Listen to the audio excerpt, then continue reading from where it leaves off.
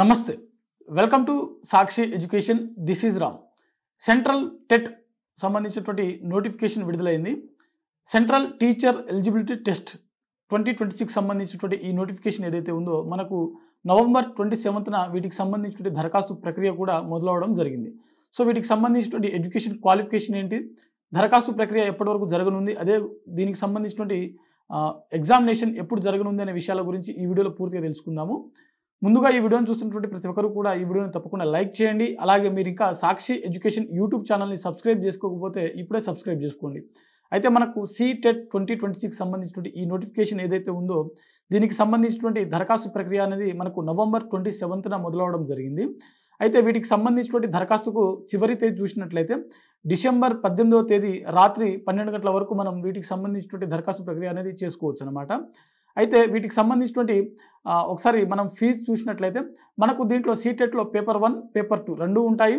ఎవరైతే అభ్యర్థులు రెండు పేపర్లకు దరఖాస్తు చేసుకోవాలనుకుంటారో ఆ అభ్యర్థులు 1200 రూపాయలు చెల్లించాల్సి ఉంటుంది. ఒకవేళ ఏదైనా ఒక పేపర్ అంటే పేపర్ 1 కానీ పేపర్ 2 కానీ ఏదైనా ఒక పేపర్ అభ్యర్థులు ఎవరైతే ఒక పేపర్ రాయాలనుకుంటారో ఆ అభ్యర్థులు 1000 రూపాయలు చెల్లించాల్సి ఉంటుంది.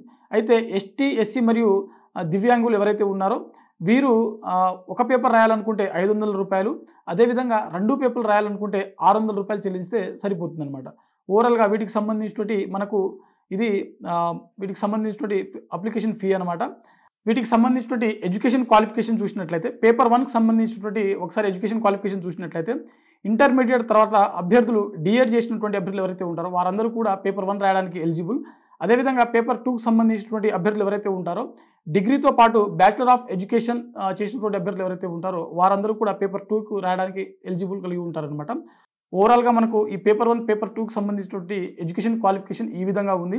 అదేవిధంగా వీటికి సంబంధించినటువంటి మనకు ఎగ్జామినేషన్ చూసినట్లయితే మనకు ఫిబ్రవరి 8వ తేదీన వీటికి సంబంధించినటువంటి ఎగ్జామినేషన్ అనేది జరగనుందనమాట. ఓకేనా. అఫీషియల్గా CTET సంబంధించినటువంటి నోటిఫికేషన్ ఏదైతే ఉందో ఇది 2026 సంబంధించినటువంటి నోటిఫికేషన్ అనమాట. ఇది మనకు ఫిబ్రవరి 8వ తేదీన వీటికి సంబంధించినటువంటి ఎగ్జామినేషన్ అనేది జరగనుంది.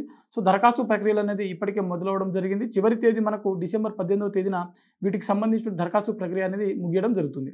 సో ఇది CTETకి సంబంధించినటువంటి ఒక అప్డేట్ అనమాట. మరిన్ని జాబ్ అప్డేట్స్ కోసం చూస్తూనే ఉండండి Sakshi education. Thanks for watching. Thank you all.